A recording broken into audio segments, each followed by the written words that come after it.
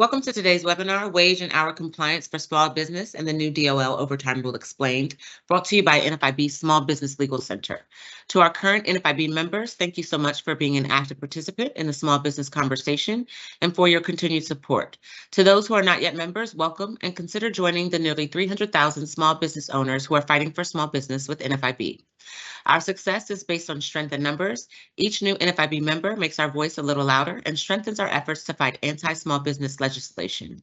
If you are or know a small business owner who needs their voice to be heard, visit NFIB.com or call 1-800-NFIB now.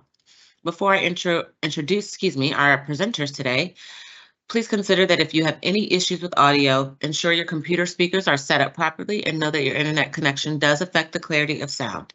We are recording today's presentation, and after each webinar, all registrants will receive an email with a link to the recorded webinar and link to download the slides.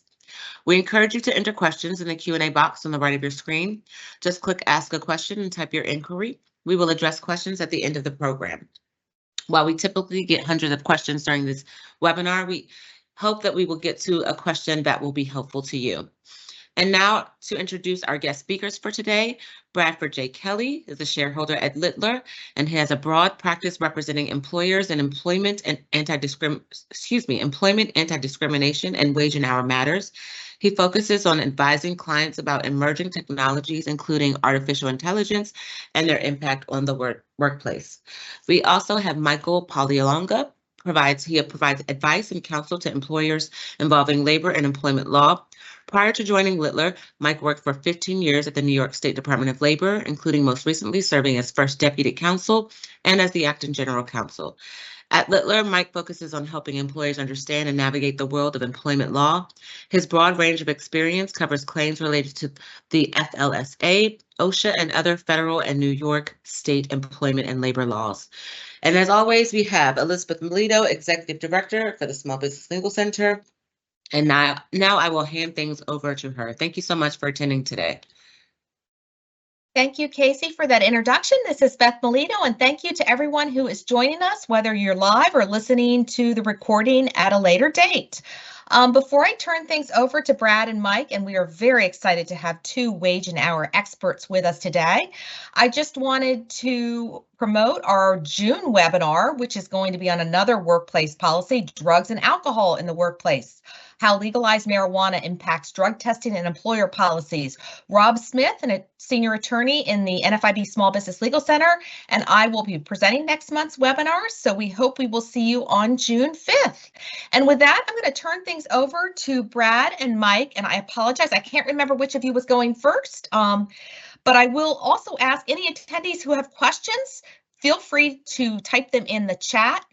Live event chat box there. We're going to try, we've saved some time at the end, I believe, to get to some of your questions, and thanks to those who submitted questions in advance. So Brad and Mike, the floor is yours. Well, thank you so much, Beth, and thank you, Casey. I always say, we never know who is going to go first until the first one of us starts speaking. But just first, I am Mike Palialonga. I'm a attorney in Littler's New York City office. New York has some of our most challenging and strenuous employment laws, so it certainly keeps us busy.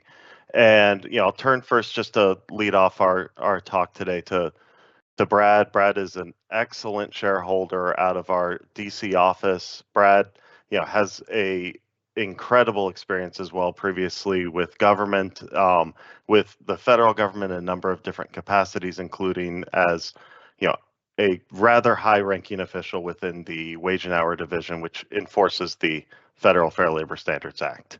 So I'll start, turn to Brad to lead us off in better fashion than I do. Thanks a lot, Mike. Beth, can we go to the next slide?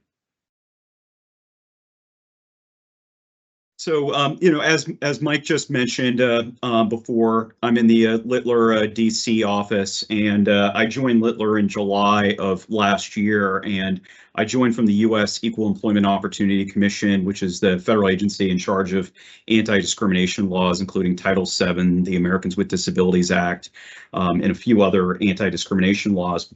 But I'm also part of Littler's Workplace Policy Institute. I'm a core member, which is also what Mike is associated with. And, what Workplace Policy Institute is that it's kind of the government relations / advocacy arm of the firm. And what that means is that we work with federal and state legislatures. We also work with federal and state agencies. And I've even testified before Congress on artificial intelligence this past year. And so what we try to do is we try to work with, file comments on the variety of rules and so forth.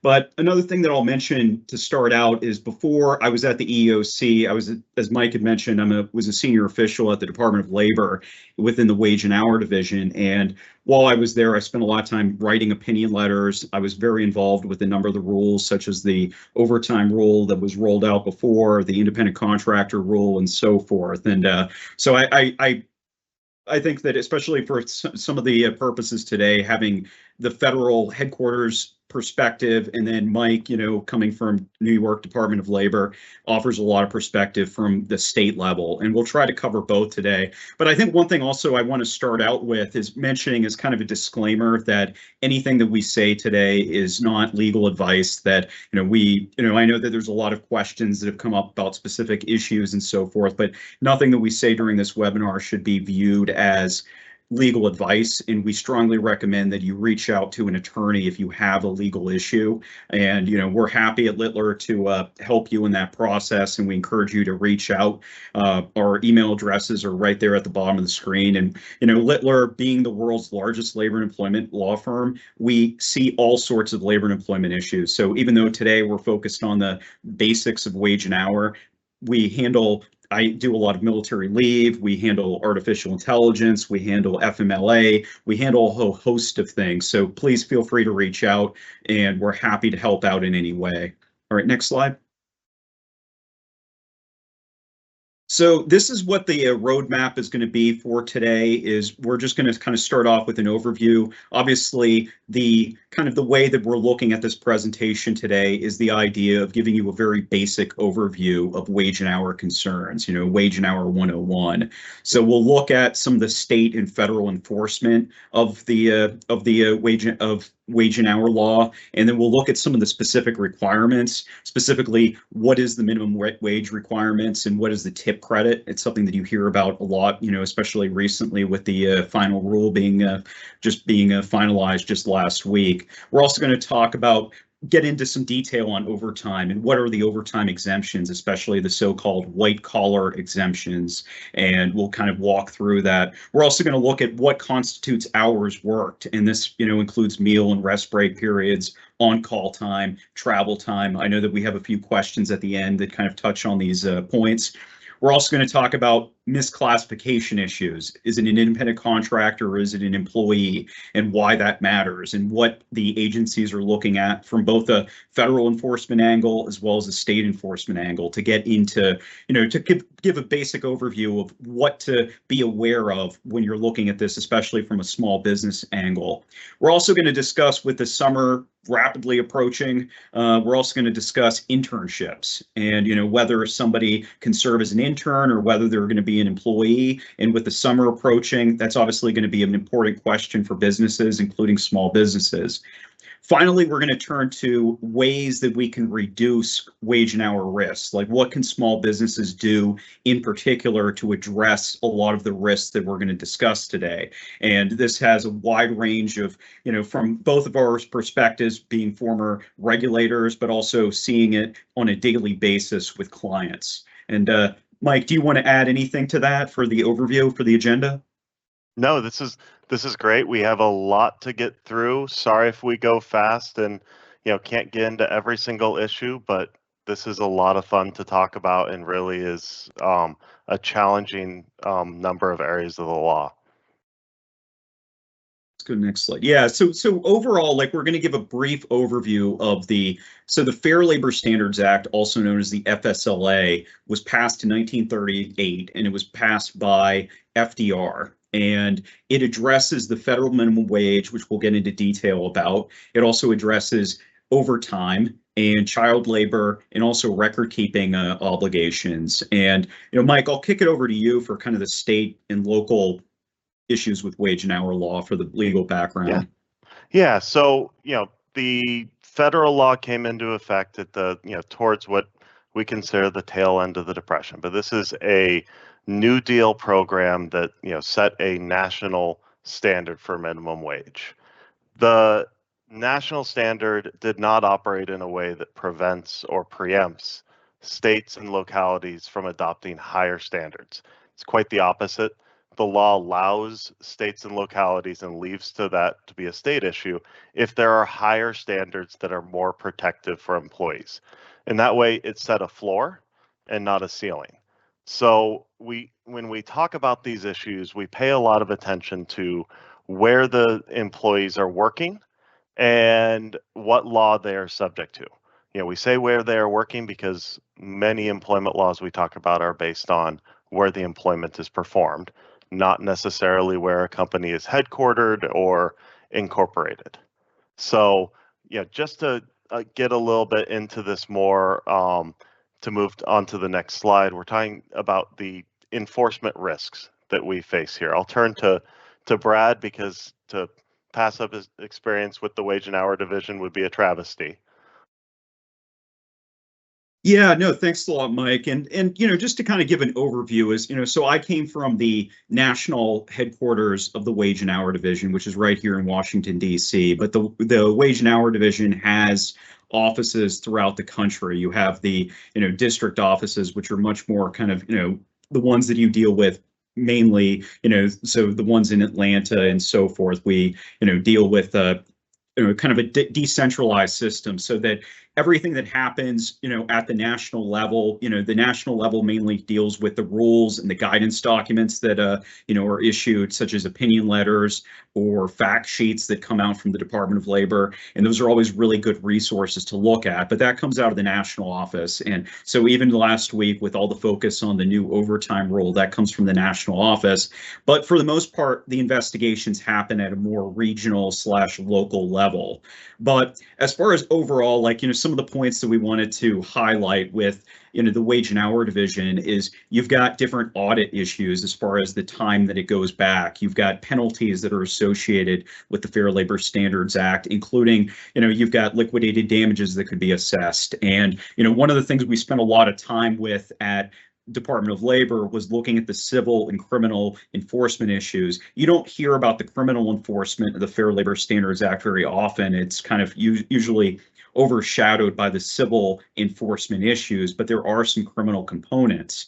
And it's interesting because from being at the federal, the national level for the wage and hour division, we worked hand in hand with the local offices. So, just because, it's a decentralized system, there's a lot of communication, there's a lot of back and forth. And even for what Mike will get into with the state departments of labor, the U.S. Department of Labor has a lot of interagency agreements, which means that, these agencies, the federal agency will come to agreement with the state agencies on information sharing and, joint investigations and so forth. So there's a lot of kind of talking back and forth with these, from the federal and the state agencies. So that's something that, oftentimes we'll get calls and we'll say, well, we got a call from the Atlanta, something more regional, like we got a call from the division of, some specific state agency division dealing with wage and hour, should we be concerned about the federal aspect? And I always say, yes, because of these information sharing agreements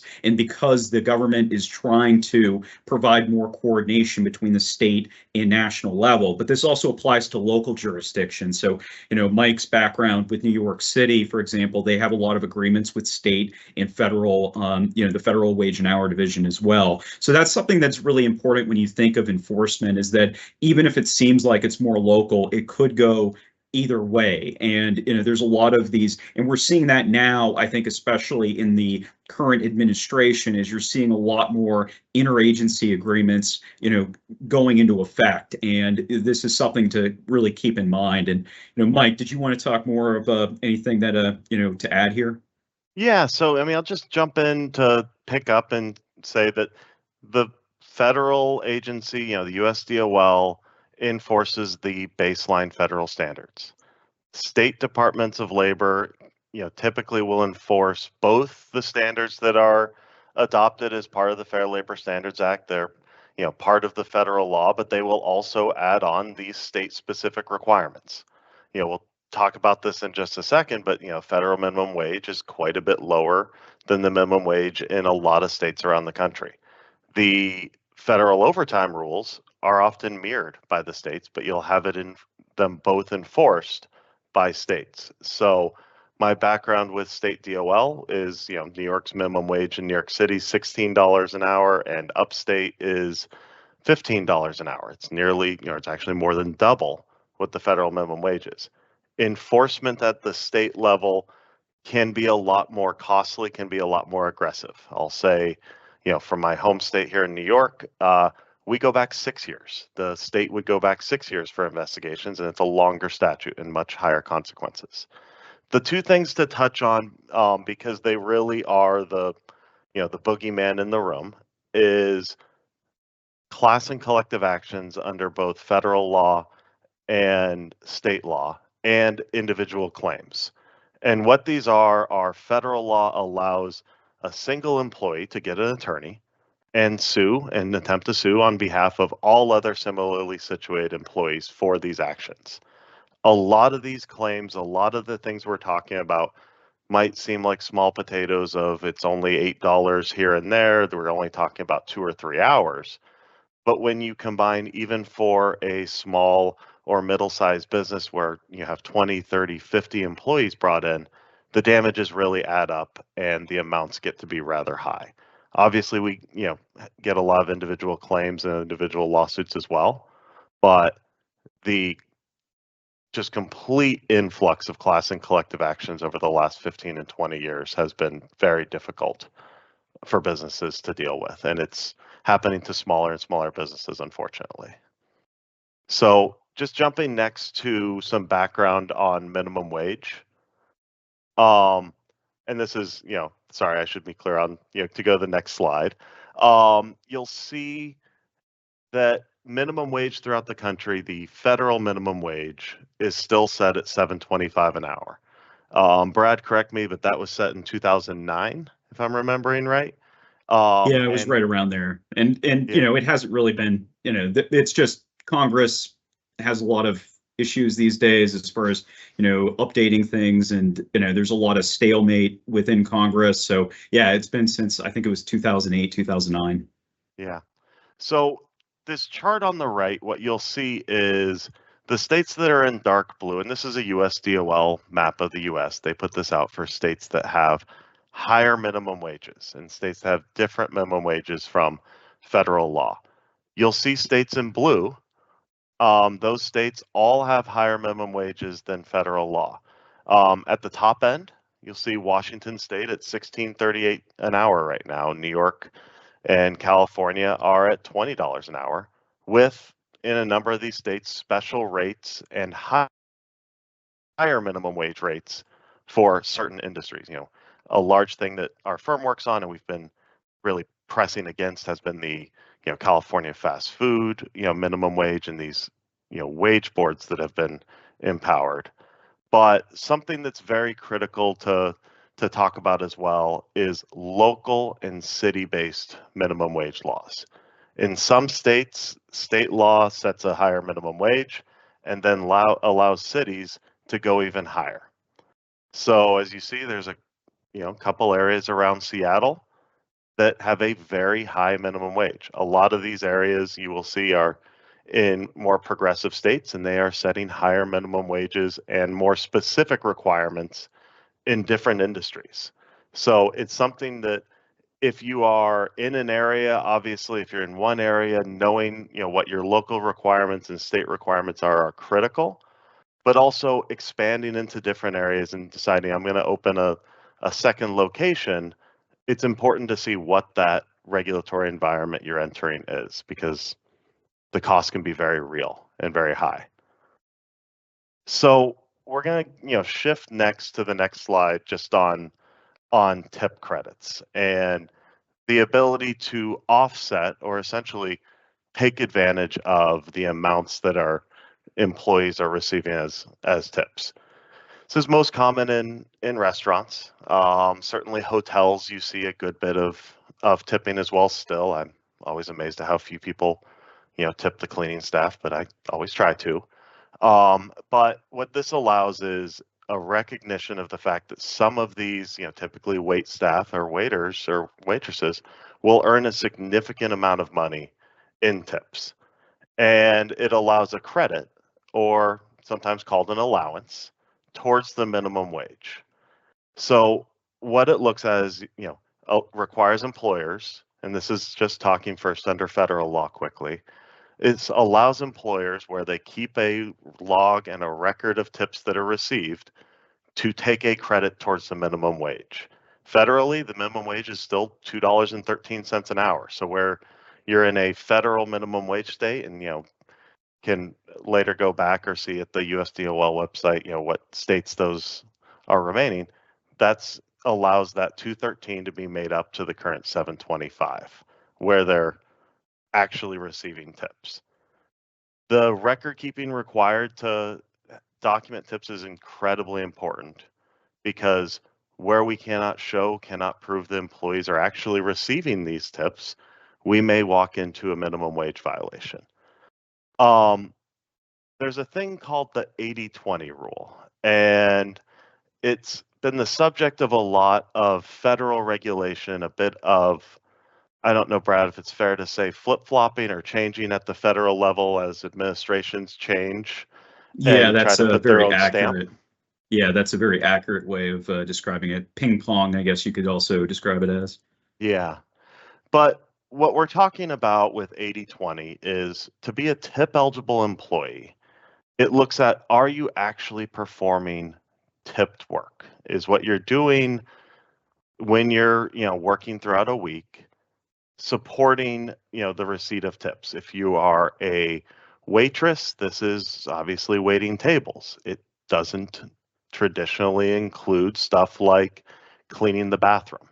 We like having clean bathrooms, but not traditionally something that people are tipping for, not traditionally a task that's being performed directly for a tipping customer. So the 80-20 rule looks at, and has traditionally looked at, performing 80% of your tasks as eligible tipped activities, and only 20% are non-tipped work. Now, it's a hard thing to monitor. It's a hard thing to identify what is traditionally tipped, what is not. It has looked at what the industry has seen as traditionally considered tipped. Obviously, we always talk about, or not obviously to everyone else who doesn't nerd out on this like we do, but doesn't always talk about folding napkins and rolling, napkins and silverware as part of wait staff's, traditional side work or non-tipped work. But it's an issue where employers are taking tip credits first under the federal law that is really important to monitor because it limits down a lot of the tasks that employees can be asked to do, and can really mean, well, a waiter or a waitress might not be able to go and do the cleaning, might not be able to do the dishwashing, or have more pre-shift tasks added. And it really is restrictive because where you are failing to meet 80-20, and this is, as I'll talk about in a second, a lot more rigid in some states, where that's not being met, you lose the entirety of the tip credit for that week, which will mean you go from being able to take a $5.12 an hour tip credit to having a $5.12 an hour potential additional wage requirement or an underpayment with potential liability. So the thing as well to look at with, state requirements for tip credits, states as well, some have eliminated tip credits in their entirety, and they have said we want, everyone to be earning, one minimum wage rate. We don't care that the wait staff at your awesome steakhouse is making $75 an hour or higher in tips. And some states have imposed higher standards for tip rules. It's very, very important to see, are we looking at the appropriate tip credit rules when we're taking tip credits? My favorite state of New York has its own 80-20 rule. And it doesn't just apply on a weekly basis like the federal has, but it applies to every day. And even performing 2 or more hours of work that's not tip credits is enough to lose the credit for that day. So some issues to really look at. And I know we'll have to, move along a little bit into overtime next on our next slide, but it's something that if you are considering or taking tip credits, that compliance and a compliance review can be very impactful in reducing risk.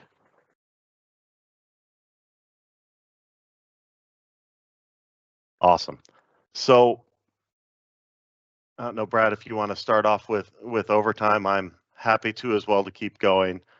Yeah, I'll just kind of provide a basic overview of, overtime. And, I think one thing that I do want to add to, some of Mike's points that I think is a really important theme is that, even when on that slide previously where we were looking at the differences in minimum wage, that when you've got state and local governments that have a higher minimum wage set, and you call the Department of Labor, the U.S. Department of Labor, they will generally refer the people who contact them to the state and local things. So that's why, to be aware that even though the federal Department of Labor is responsible just for minimum wage of $7.25 an hour, that they have a lot of work sharing agreements. And I think that the Wage and Hour Division is probably one of the most aggressive labor and employment agencies out there with those agreements. So that even if the state has a different tip credit or has a different, nuance with, as we'll talk about here with overtime, then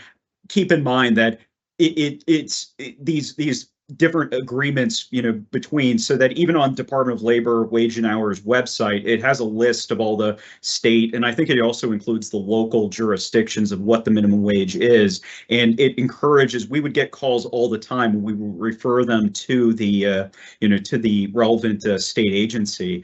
But, we'll talk about overtime especially since that's gotten all the buzz in the last, couple of months, especially since last week with the new overtime rule.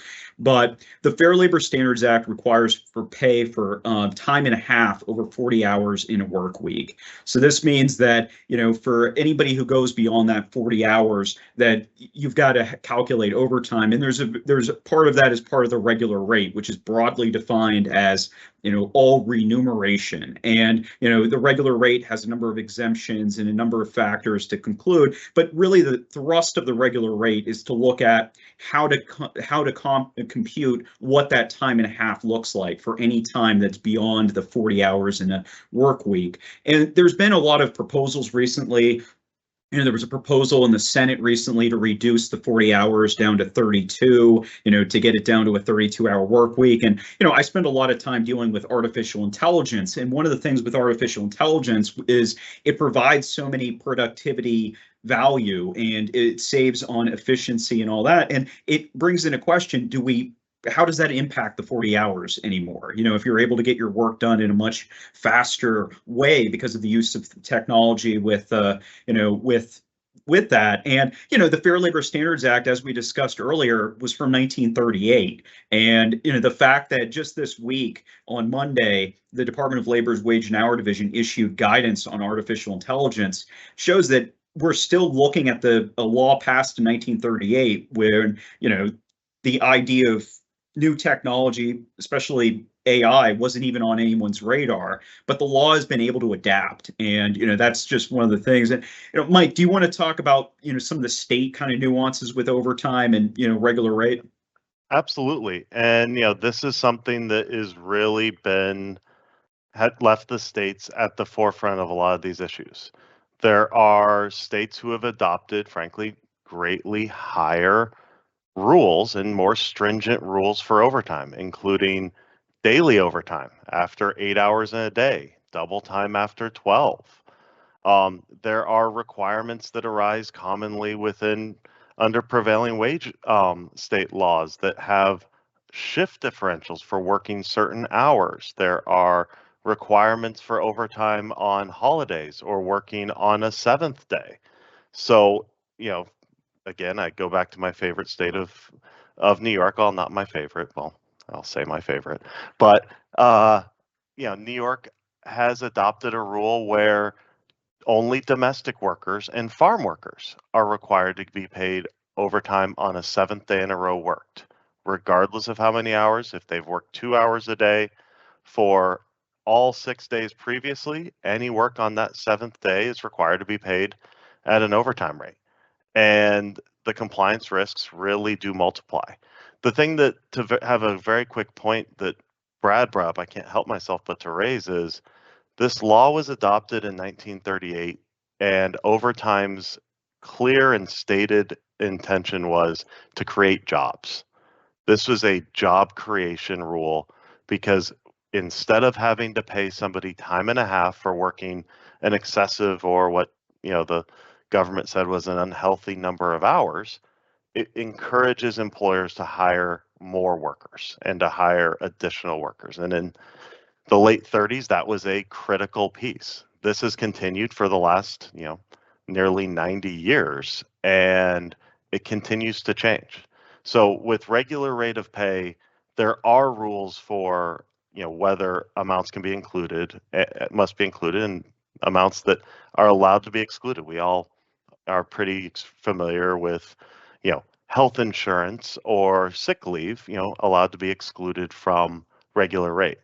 But the list goes quite a bit on from there, and it's something we really try to be careful on. As we talked about a bit before, there's a lot of activity on the federal level on the overtime rule. And that's really, and we're jumping to the next slide on this next, but this is really looking at the thresholds for what's required to be considered exempt.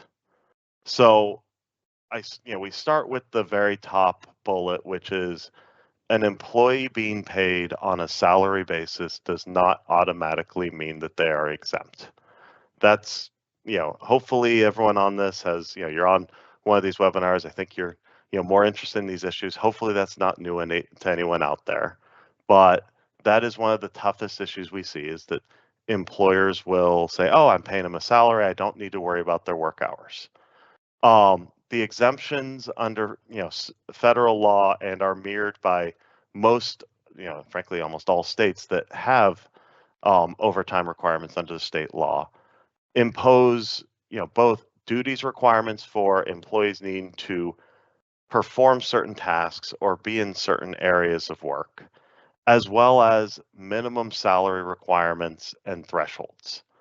So what we talk about usually when we're talking about overtime exemptions, our most common exemptions are the white collar exemptions. Those are for administrative employees who are, office-based workers who are supporting the business, have discretion with the business, professionals who are doctors, lawyers, CPAs, and are operating with a high degree of knowledge and training, executives who are running businesses, who are managing and supervising others and running departments and areas, and then certain, sales positions.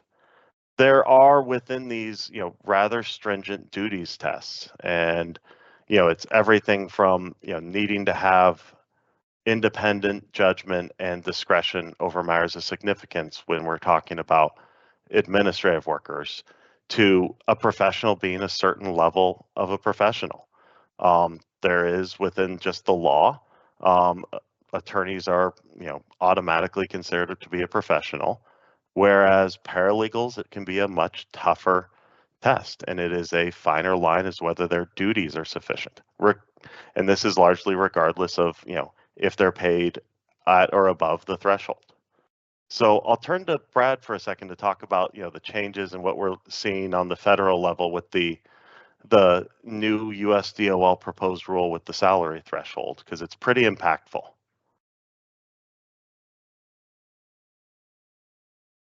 Yeah, I'll just kind of walk through that briefly. So just last week on April 23rd, DOL announced the final rule that significantly increases the overtime exemptions that are applicable to the executive, administrative, and professional. And this goes to $43,888 on an annual basis. So this will increase the total compensation needed to qualify for the exemption for highly compensated employees to $132,000 per year.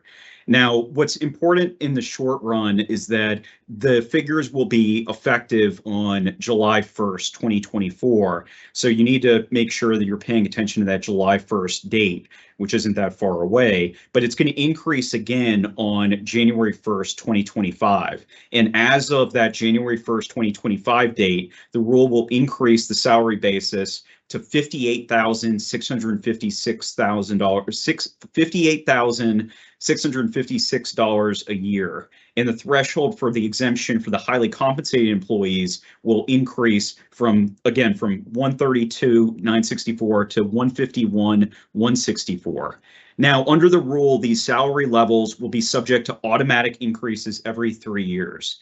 Now, while legal challenges to the new rule are expected, employers, it's really important not to wait for the legal challenges to be resolved before assessing how the overtime rule will impact your operations. And you should consider potential changes. And, we'll kind of go through at the end certain best practices that I think will be generally applicable to different overtime things, doing things like audits and, internal audits and things like that along those lines. But, it's tricky because, as Mike had mentioned before, you see this pendulum swing so often. And, there was a Trump, overtime rule. There had been an Obama overtime rule that had been shot down. And now there's the Biden overtime rule. And, depending on what happens in the election, we may see more changes. And, it's a very uncertain environment. But that's why, later on, we're going to highlight some different resources to get out there. But I think one resource is, Littler, being the world's largest labor and employment law firm, we write on these issues. We hold webinars very regularly. Workplace Policy Institute, which I'm part of, we send out a weekly email that includes updates with the federal rules, and it includes state and local laws as well. So we really encourage you to kind of keep situational awareness about what's going on, because this area is rapidly developing. There's going to be likely legal challenges and so forth. So it's really important to know what's going on out there and to have a finger on the pulse of what to expect, but also at the same time, having that situational awareness, but also doing things internally to try to mitigate any risks that exist. Mike, do you want to piggyback on anything else that that small businesses in particular can do to try to reduce those risks? And I think a lot of this is just staying, up to date, staying aware with what new issues are emerging. State laws around the country have set higher thresholds for these salary basis, requirements for a number of years. So in New York State, we're already above the 58,000. We're in New York City at 62,400 for this same threshold. But that test and that line changes every year in New York State, and now it's set to the Urban Inflation Index. We're gonna need to move, through the next few slides. We want to leave, time for a lot of questions. I know we've been talking a ton, but we wanted to talk about a pretty critical issue under the federal overtime law. And it also comes in under state laws and federal and state minimum wage, and it's counting time as hours worked and whether or not you are actually working during certain time. So we'll actually just jump right into, the next couple. The concept behind this all is that employees, when they are performing work, even if I don't say, hey, Brad, please go do this, if I suffer or permit him to do it, then, that's likely or, very highly likely to be considered compensable time. There's a lot of risks from this we're seeing from working from home. People, non-exempt employees, hourly employees, responding to emails, having text messages with their supervisors that could just be a couple minutes, but when they come in with a claim and show, yeah, my supervisor, my manager sent me 600 texts last year asking about work, it becomes a tough thing to defend. And what we look at is, whether or not we are paying employees for, working, quote, off the clock. There are in some, a number of states, federal law recognizes a thing called de minimis work, and that's, 30 seconds of, looking at your schedule while off, and talking about, work when you run into your boss at the grocery store. But it's a lot stricter when we look at certain states. Obviously California, Pennsylvania, a number of states have just set a much higher bar for this that really makes it dangerous and scarier for employees. So moving to the next slide, and we'll go, I'll go very quick through this it's something that I would encourage everyone to look at and just be more aware of, is some rules for travel time. Employers that have employees who travel have a pretty complicated task in front of them. And employers can certainly in most states, can set a different travel rate. You don't necessarily need to in all states, pay an employee $45 an hour at their normal rate for time traveling. It can set as minimum wage, but it can be tougher to make sure that's communicated, that's understood, and all the necessary notices are filled out. But as some, general rules, these are the, and I, think to move us along, these are some of our high level rules that we always talk about, is employees who are sent to other cities to work, are typically required to be paid for the time that they are working, the time that they are traveling to the other site, except we're allowed to take typically a credit for their normal commuting time. Federal law has recognized it's called the Portal to Portal Act in the 40s. There was a clarification of the FLSA, and it excluded your normal commute. That plays in here with a travel, to a special assignment. But within these rules, some of them are a little less commonsensical than that. Travel that's all in a day's work, where an employee has started work, where you start work at 8 a.m., you report to your first site, but then travel to 5 other work sites. That's typically all considered hours worked. It's not commuting anymore when you're going from, site A to site B to site C, but it's really that you're being tasked to go there. There are special rules as well for when you travel away from home, when you're not working from home or working within your home area. And a lot of those rules will look at what a normal employee's work day is, but it also looks at whether or not you are working while you're traveling. If you are, say, transporting other employees or transporting employer equipment from one site to another, it will increase the likelihood that you as the driver are going to be working. Where you're, say, sitting on an airplane, traveling from one state to another at night, much of that time might be excluded and able to not be compensated. So moving to the next slide quickly, I think we'll just give a very high level on waiting time and being engaged. This is very common when we look at employers that have on-call policies, wanting employees to report to work at a moment's notice or a set rule. It really looks at whether the employee is working, they're engaged to sit there and wait. And I always say security guards. The traditional example is an admin assistant sitting and waiting by a phone, or waiting to be engaged. The doctor on a golf course that can bring a beeper, they're able to still play golf somewhat decently while having a beeper and can report. But it really looks at what restrictions are placed on employees, and are they restricted to a location? Are they at the employer's work site? And how long to respond. So it's a thing that we look at carefully because it will flip potentially the entire time that you're on call.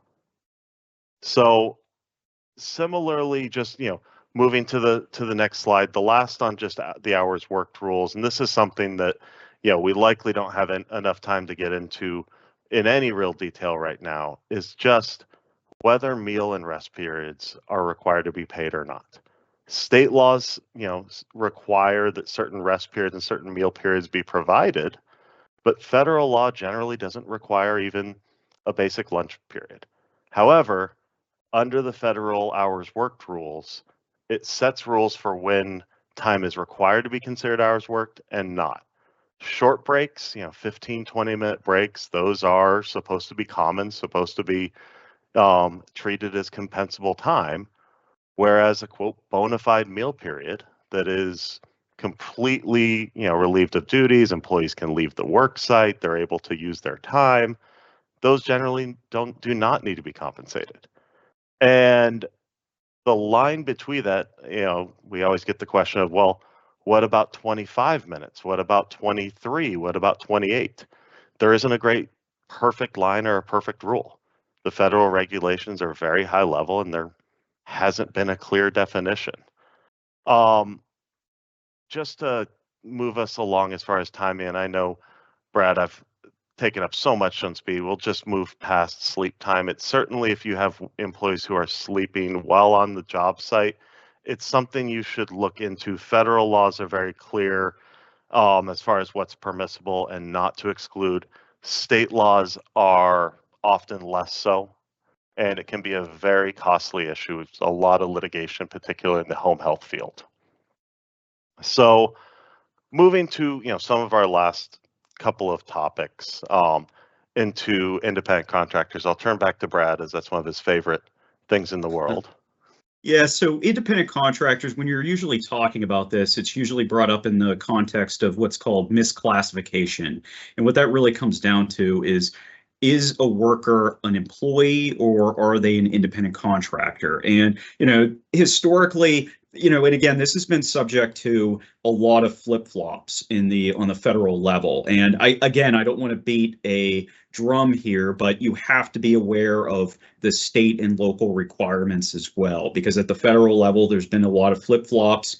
And really, at this point, the courts kind of rely more on case law that's developed. And part of this case law that's developed is an economic realities test. And really, I mean, I think there's obviously nuances with, what's included in the test for the economics realities test, but I think the easiest way to kind of understand about the difference between a contractor and a employee is the level of control. And, how much control do you have over that person? Is it somebody that you're hiring to do a very minor task or something that's very specialized? Like most people, when they call up a plumber or an electrician to do something in their house, you wouldn't assume that hiring them to do that work makes you a employer of that electrician or that plumber, because they bring their own materials and they bring their own tools. And so that's the best way to kind of understand it. But you have to be aware that at the state and local level, there's oftentimes more stringent tests. So, again, that's one of the kind of takeaways with this is that, there's the federal level, but then you have to, especially if you operate in states that have, especially some of the states that we talked about on the slide before about the minimum wage, where it's a much, they often have much more stringent requirements to what constitutes an independent contractor. And at the federal level, there's a lot of uncertainty at this point with that. And Mike, what do you think at the state level? Do you think that there's anything that you highlight with things to pay attention to? So there's no one size fits all answer to this. People saying, I have a great independent contractor agreement. It's great. I got it off this website. It might be a great contract. It might be written beautifully, but the test really looks at what is the reality, what are the people doing, and structuring both the agreement and the relationship in a way that insulates the business from having these contractors considered to be employees is critical. One of the things Brad mentioned before was state and federal interaction and task forces and joint agreements. New York State, my experience was I had a number of years working with the state task force on employee misclassification, which sought to go after businesses that had classified workers as independent contractors and recover taxes, workers' comp, unemployment, as well as wages for both state and federal governments. And it pulled that whole of government approach where everyone is coming after you for these issues. So I think that leads us next to, I know we're running short, very short on time and trying to leave some questions, but whether or not, and this is coming up to intern season, summer is coming up, everyone wants to employ the next generation of leaders and talent. But whether or not, there are requirements to pay interns, whether or not these are employees or not, and I'll turn first back to Brad because he's usually faster in speaking than, as you can tell, myself. Yeah, and I'll just mention just briefly that, kind of like the independent contractor, you have to look at whether this intern that you're looking to bring on, whether they'll be properly classified as an intern or would they be an employee. And, the wage and hour division where I used to work, put out a fact sheet listing out this primary beneficiary test. And really it lists 7 factors. None of the factors are dispositive, which means that you weigh all the factors and you don't look at just one of them. But it really looks at it's designed to determine who is the primary beneficiary, of the internship. Does it benefit the employer or does it benefit the intern? And, so when you think about that in the educational context, are they gaining some really good experiences, at that internship that's really going to benefit them in the long run? Who does it benefit? If it benefits the employer, then it probably is more likely to be found to be an employee rather than an intern. But if it benefits the intern, and this is in the unpaid context. So it's a really important thing to keep in mind, but the Department of Labor put out a really good fact sheet on this with the factors to look at. But really it comes down to who is the primary beneficiary. Yeah. And you've seen nationally and on the state by state level a real onslaught of suits and regulatory efforts to reduce the amount of unpaid interns. The days of interns going to getting coffee and just, being around for the summer are, largely over.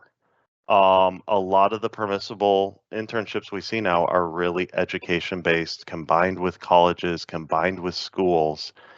And part of the standard looks at, does it actually harm or cost the employer to have them? Are they actually impeding their own work because they have to train this person, have to work with them, and it's not giving them productive work?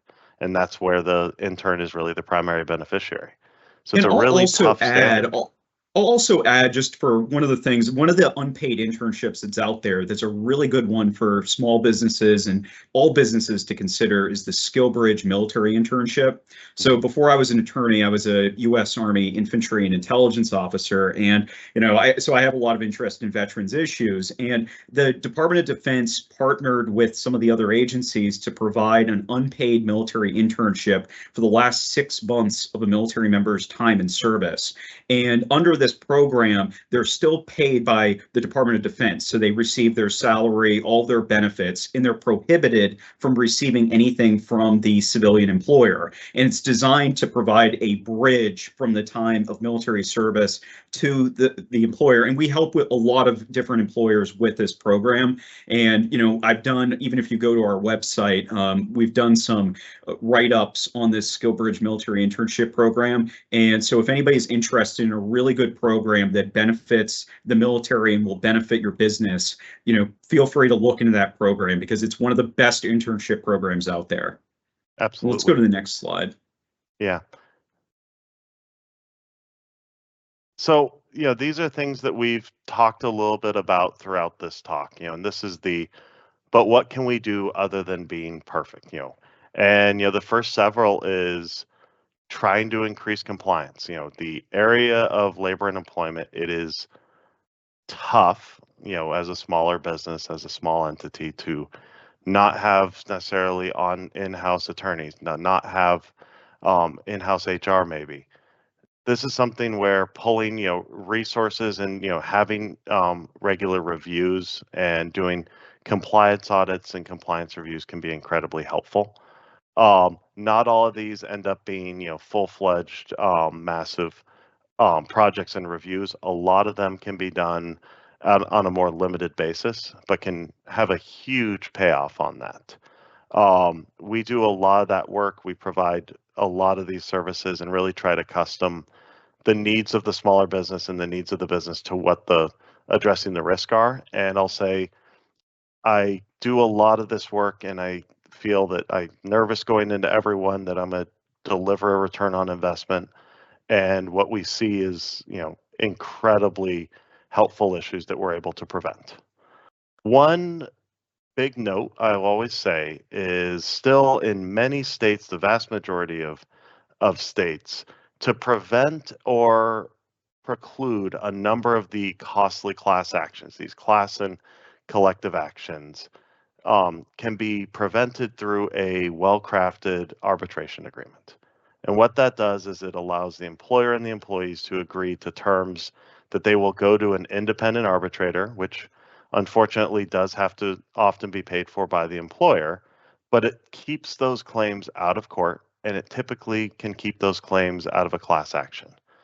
It can be costly where, we have to pay an arbitrator, but when we are looking at somebody wanting to file a claim against uh, a business for, $500 in lost wages, that's not very palatable to a plaintiff attorney. But doing it for 50 employees or 1,000 employees is. An arbitration agreement can be very, very critical. I'm so sorry we're at such short time for questions. I know, Beth, you have a ton of really good ones coming in, so I'm sorry to turn this back to you for our questions at this short of an hour, but we are here and pumped to talk more. Thank you so much. That was great. And I want to, at the outset, apologize for technical difficulty that we had at the beginning. Please know that we recorded from the start, so I apologize to attendees who were not able to log on at the start, at the top of the hour. But please know you will receive the recording by the end of the business day. So we've recorded it again from the top of the hour, along with the slides too. I think that last slide there, I had put in my notes that I wanted to do a plug for, and I don't always do this, Brad, but I do like to send business owners to the Department of Labor's website, because you mentioned a few of their tip sheets there, and they really have some very helpful information on the DOL website. So that is a great resource. I think I go to it, and I oftentimes send out tip sheets to NFIB members there. Thank you for also pointing out that Littler has great resources. I get their Friday report, which I find very helpful, and I participated in 2 Littler webinars. They were both free last week. And as Mike and Brad both said, they are the largest employment law firm in the country, right? At least, and of course, you're worldwide. Yes. Yeah. So you have offices throughout the country. So you're also available, to assist business owners, represent business owners, and you practice in, the firm. It covers most of the states, if not all of them there. We had a couple questions on travel. And one thing that I know you didn't mention in your presentation, and I will just bring up here, is because a couple of questions got into, how do we figure out, because I think it was you, Mike, that did point out that you can pay a different rate to employees during travel time if it's during the course of their work hours, which is nice because that was a specific question. One thing I would point out with that, and if you want to expand on this too, is that it does get a little bit confusing then with figuring out the overtime rate, which is referred to as the blended or weighted rate. I was just going to, because we had some questions on that. You are welcome to email me, info@nfib.org. I think NFIB may have put together a tip sheet at some point there, and I believe it's covered in NFIB's wage and hour handbook. But I did want to mention that then the overtime calculation is a little bit more complicated because you've got 2 hourly rates that you need to consider when figuring out the overtime. So I don't know if there's anything either of you want to add on to that. And just to say, it certainly makes compliance a little trickier. It can be a cost savings. There are some states that, prohibit this. There are certainly states that make things a little tougher. But one of the things that we run into with having multiple rates is providing notice to the employee of what the rates are, making sure the employee knows and understands when they're being paid those rates, and that we are then calculating and recording them as that. If we don't have a good system for making sure an employee knows when I am traveling and I'm being asked to travel from, LA to San Francisco and take that 7 or so hour drive, unless you take Highway 1, then it's 10 to 14, and they are paid at a lower rate, then it's hard for that to be documented. It's hard to show on a pay stub, and it gives rise to both compliance concerns and issues for an audit, but also potential lawsuits. We see a lot of lawsuits where employees are saying, I was not paid my appropriate rate for this time. I wasn't paid the appropriate overtime. So the initial notices to give that. State law as well in many areas requires, as many people on this call will recognize the term, wage theft notices or notices of pay. And it's critical to make sure that we identify all those rates on those, as they're, really the key starting point for these rates. Right. And I think you've mentioned something there too. Another thought I had as I was going through, I always remember a boss who, from when I used to practice employment law, said no jury or judge is going to give the benefit of doubt to the employer. It's going to go to the employee every time. So think about, and wage and hour law is strict liability law. I mean, if you, as an employer, you get it wrong, it doesn't matter whether or not, there was a nefarious intent or you didn't mean to do wrong. It's if you're wrong, you're liable there. So yeah, being careful and sort of conservative, and when in doubt, giving the benefit of the doubt to the employee, I think is a good practice. If there's anything you want, either of you want to speak to that. I can't help myself but to jump in on that. The tough part about this area is there's heavy record keeping and notice requirements. These are, we all have to do a ton of paperwork. I don't know how most employers can actually do it. I think it's somewhat easier on this end to deal with the technicals, but where we don't have a record of every hour worked, where we don't have a clean record showing we have a swipe in at this time, we pay to the minute, it is often, and in the majority of cases, it's the employer's burden to prove that the employee's claim is wrong. And I have employers ask me all the time, I did in my past as a regulator, I have for the last couple of years advising employers, is how do I prove a negative? And the tough answer is, well, that's just more costly in litigation. That is where the costs tend to go up. We have to have witnesses, and it's hard because a jury will not give the tie is not going to the employer as the runner. And the law is structured that way. Even our additional amounts on wages with liquidated damages, even under federal law, to get away from a claim being doubled for another 100% of damages on an underpayment, you have to show that you had a good faith basis that you were in compliance. And that's a high standard. It's not just showing that you knew better or you did it intentionally, that the violations. It's showing that you actually believed you were fully in compliance or relied on a USDOL opinion that Brad probably wrote perfectly, or something like that. It's a hard and high standard, and that's why we stress compliance at the front end so much. If I could ask Brad a question, because this relates to DOL and also resources for small business owners too. What is your opinion? And I've wondered this, and now that I have somebody coming from DOL, I'm going to ask you this, put you on the spot. What is your opinion about an employer calling the wage and hour helpline? And I will tell you that I have called, on behalf, anonymously, not identifying the business owner. I found it actually, the individual I spoke with on one occasion was very helpful. And there was actually a tip sheet on the issue that I hadn't been able to find on the website. Another time, not so helpful. But what is your opinion? Because I know sometimes, understandably, employers are hesitant to reach out to a government agency for help. Any thoughts on that?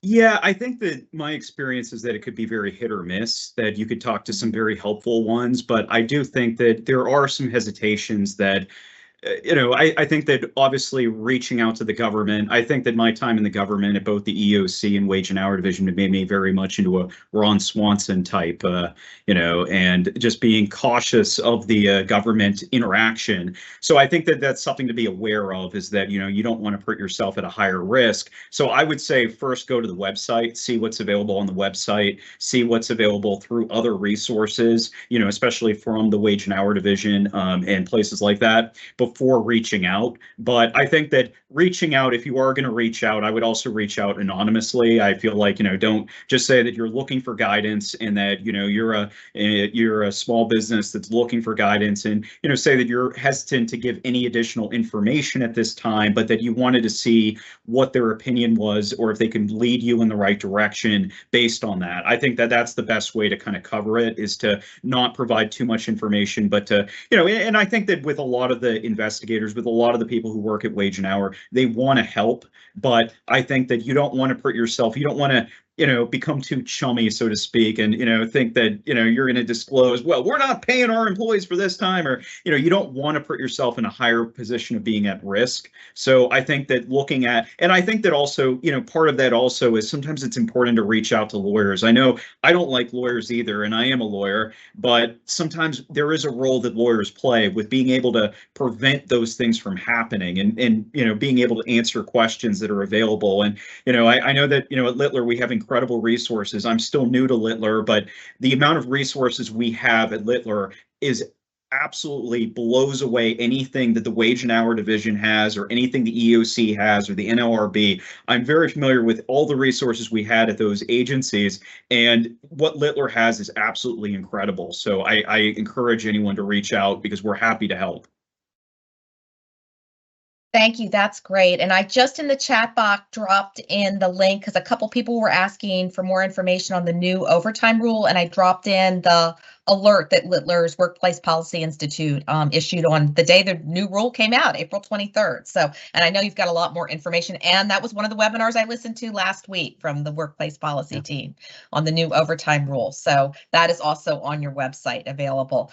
I know we've after the hour, and I appreciate everyone who stayed on to listen to some of the questions that and additional discussion here. As I mentioned before, we did start the recording at the top of the hour, so our full webinar has been recorded. Everyone who registered will receive an email with a recording link and also the slides by the end of business today. Mike and Brad, is there anything you'd like to say before we turn it back over to Casey to close out? Just to express our gratitude, we frankly love working with the NFIB. I have a lot of experience working with the state NFIB here in New York, which is a truly excellent advocate for small business in a tough environment, and know the great work that you do, and just appreciate having this opportunity to speak with you all. Yeah, I just echo Mike's, gratitude for having us today, and look forward to working with NFIB in the future. And if anybody is interested in reaching out, we're happy to answer any additional questions. Yeah.